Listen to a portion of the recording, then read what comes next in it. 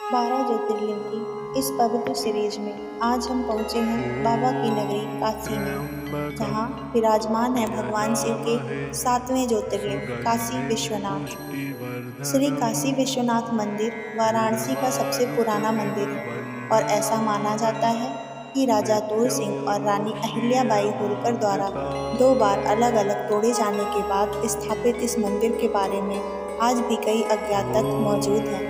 यहाँ और जाने काशी विश्वनाथ मंदिर, रहस्य और उससे जुड़ी हर बात। उत्तर प्रदेश के वाराणसी में सबसे अधिक पूजे जाने वाले, अनुसरण किए जाने वाले, देखे जाने वाले, यात्रा किए जाने वाले और चर्चित मंदिरों में से एक श्री काशी विश्वनाथ मंदिर भगवान शिव के विश्वनाथ रूप का घर है। यह जिन्होंने दुनिया पर विजय प्राप्त की है और जो ब्रह्मांड के भगवान या विश्व के नाथ हैं। काशी विश्वनाथ मंदिर आध्यात्मिकता का प्रतीक है, क्योंकि लाखों श्रद्धालु प्रतिदिन यहाँ शहर में भगवान शिव की पवित्र उपस्थिति के दर्शन करने आते हैं तथा इस मंदिर को ध्यान लिंगम या शिवलिंग के नाम से भी जाना जाता है, जो गहन ध्यान अवस्था में शिव का प्रतिनिधित्व करता है। हिंदू पौराणिक कथाओं के अनुसार काशी विश्वनाथ मंदिर 12 ज्योतिर्लिंगों में से प्रथम ज्योतिर्लिंग का प्रतीक है। ज्योतिर्लिंग का अर्थ है भगवान शिव का अपने मूल स्वरूप में भौतिक स्वरूप, जो बिना किसी मानवीय हस्तक्षेप के स्वयं प्रकट हुआ। संस्कृत में स्वयंभू के रूप में भी जाना जाने वाला यह स्वरूप भगवान शिव का स्वरूप है, जो बिना किसी मानवीय हस्तक्षेप के अपने मूल और शुद्धतम रूप में स्थापित हुआ है और इस प्रकार यह अत्यंत शुभ और विशेष है। काशी विश्वनाथ कहानी। काशी विश्वनाथ मंदिर की कई कहानियाँ हैं, लेकिन हम उनमें से 2 का उल्लेख यहाँ करेंगे। हम सभी उस कहानी के बारे में जानते हैं जिसमें भगवान विष्णु और भगवान ब्रह्मा, दुनिया के प्रशासक और ब्रह्मांड के निर्माता, एक बड़ी लड़ाई में शामिल हो गए, जिसमें वे इस बात पर चर्चा कर रहे थे कि कौन अधिक शक्तिशाली है और कौन बड़ा भगवान है। और फिर भगवान शिव को पृथ्वी के मध्य में एक विशाल प्रकाश का रूप धारण करके और दोनों को प्रकाश के स्रोत के दोनों छोर की खोज करने के लिए कहकर उनकी लड़ाई को हल करना पड़ा। जब भगवान विष्णु और भगवान ब्रह्मा दोनों असफल हो गए, तो भगवान ब्रह्मा ने अपनी उपलब्धियों के बारे में झूठ बोलकर एक छोटी सी चाल चलने की कोशिश की और इस प्रकार यह सब जानने के बाद भगवान विष्णु की ईमानदारी की प्रशंसा की गई और भगवान ब्रह्मा के झूठ को दंडित किया गया। यहाँ ध्यान देने योग्य एक महत्वपूर्ण बात यह है कि भगवान शिव एक विशाल प्रकाश स्रोत का रूप धारण करने के बाद गहन ध्यान अवस्था में थे और परिणाम घोषित होने के बाद भी भगवान शिव ने उस विशाल प्रकाश स्रोत को स्वयं के वहाँ हमेशा के लिए मौजूद होने के प्रतीक के रूप में छोड़ दिया और वह प्रतीक आधुनिक श्री काशी विश्वनाथ मंदिर का स्वयंभू शिवलिंग है। इस कहानी को कई स्थानों पर कई तरीकों से प्रस्तुत किया गया है, लेकिन प्रत्येक कहानी इस तथ्य के साथ समाप्त होती है कि चूंकि इस खोज काशी के पवित्र शहर वाराणसी में हुई थी, इसलिए श्री काशी विश्वनाथ मंदिर 12 कुल ज्योतिर्लिंगों में से पहला और सबसे शुभ है। एक और कहानी यह है कि एक बार भगवान शिव और देवी पार्वती ब्रह्मांड की सैर पर निकले और एक ऐसा खूबसूरत स्थान खोजा जिसे वे अपना कह सकें। जब भगवान शिव काशी के गंगा घाटों, हवादार घाटों और खेतों से गुजरे, तो उन्हें शहर की प्रकृति और स्थान बहुत पसंद आया। भगवान शिव ने कुछ देर विश्राम करने और फिर अपनी यात्रा जारी रखने का निर्णय लिया। विश्राम की अवस्था में भगवान शिव ने एक थके हुए वृद्ध साधु का वेश धारण किया और गंगा नदी के तट पर लेट गए। जब शिव की नींद खुली तो उन्होंने अपने पास भोजन से भरी एक थाली रखी देखी। वे आसानी से समझ गए कि किसी नेक दिल इंसान ने, जिसने उन्हें थका हुआ और सोया हुआ देखा होगा, उनके प्रति सहानुभूति महसूस की और उन्हें खाने के लिए भोजन दिया। इसलिए वाराणसी में एक बहुत प्रसिद्ध कहावत है, महादेव की नगरी में कोई भूखा नहीं सोता। यानी महादेव भगवान शिव की नगरी में कोई भूखा नहीं सोता। भगवान शिव ने वाराणसी के लोगों और निवासियों को आशीर्वाद दिया कि वे ना तो भूखे सोएं और ना ही किसी और को भूखा सोने दें। इसके बाद भगवान शिव ने वाराणसी में कुछ और दिन रुकने का विचार किया और वे वहां से जाने के मूड में नहीं थे। जैसे जैसे वे यहाँ रुके उन्हें काशी अच्छी लगने लगी और धीरे धीरे उन्होंने काशी न छोड़ने का निश्चय कर लिया और इस प्रकार भविष्य के लिए काशी, वाराणसी या बनारस को अपना निवास स्थान बना लिया। इसलिए वाराणसी को महादेव की नगरी या काशी नगरी कहा जाता है। अब भगवान पूरे शिव ब्रह्मांड का भ्रमण करने यहाँ जानने के लिए कि हर जगह क्या हो रहा है और वे वहाँ के लोगों के जीवन को कैसे बेहतर बना सकते हैं, एक भ्रमण पर थे। हालांकि चूंकि वे काशी या वाराणसी से आगे नहीं जाना चाहते थे, इसलिए देवता और देवगण बहुत तनावग्रस्त और भ्रमित थे।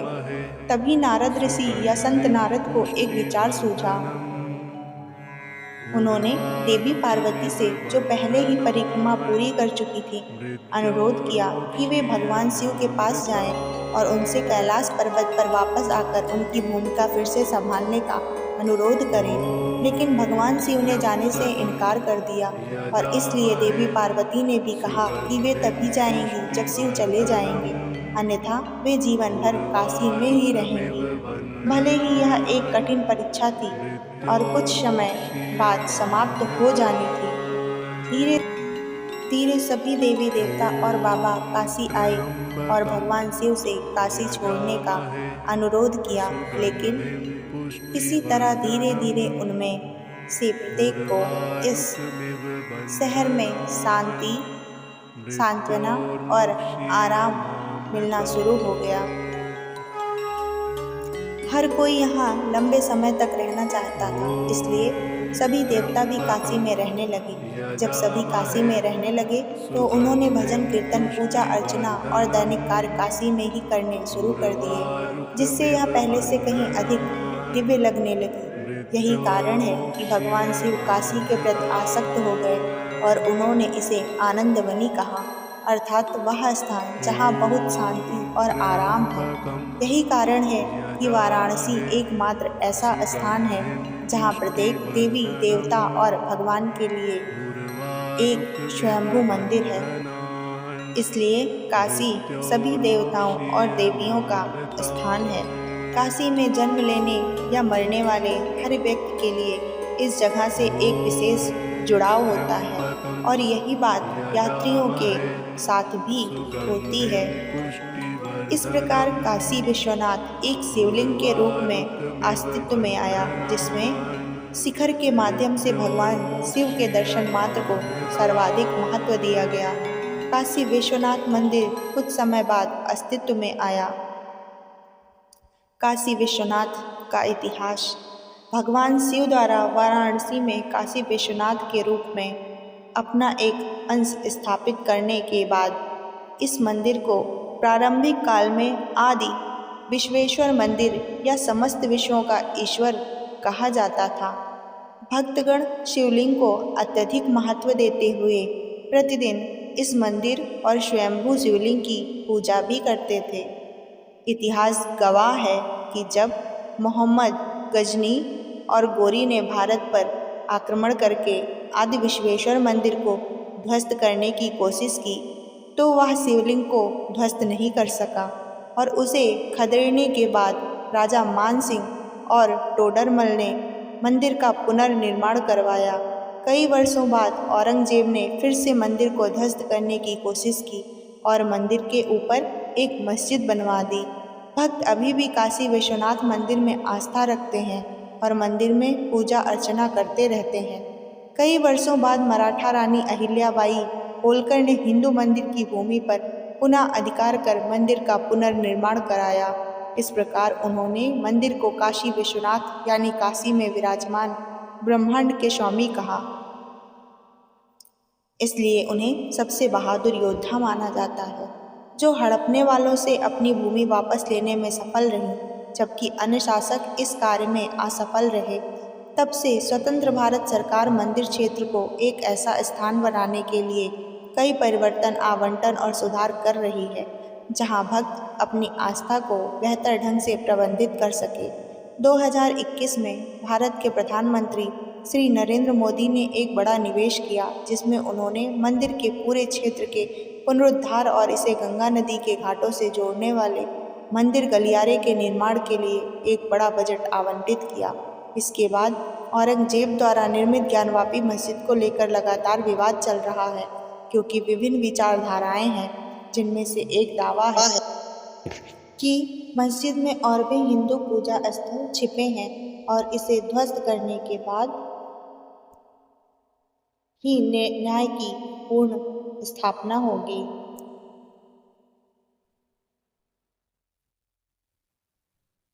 काशी विश्वनाथ मंदिर ध्यान लिंगम।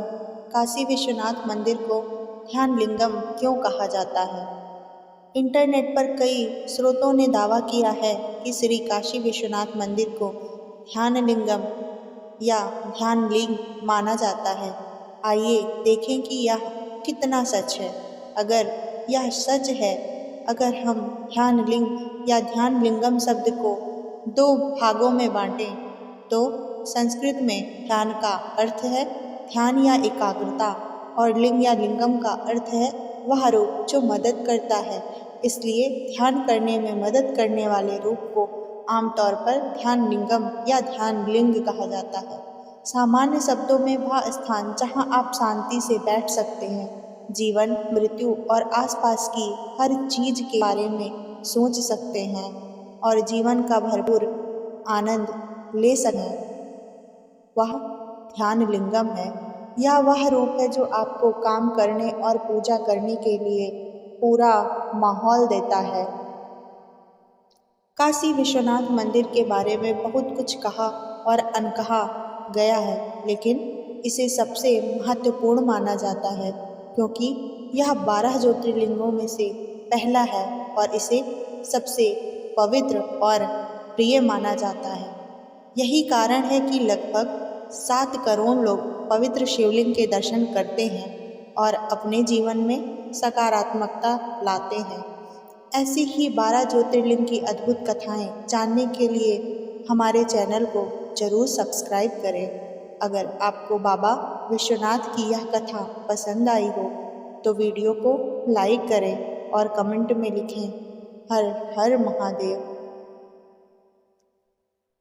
सीरीज के अगले भाग में हम जानेंगे अगले ज्योतिर्लिंग की अद्भुत कहानी। तब तक के लिए हर हर महादेव। धन्यवाद।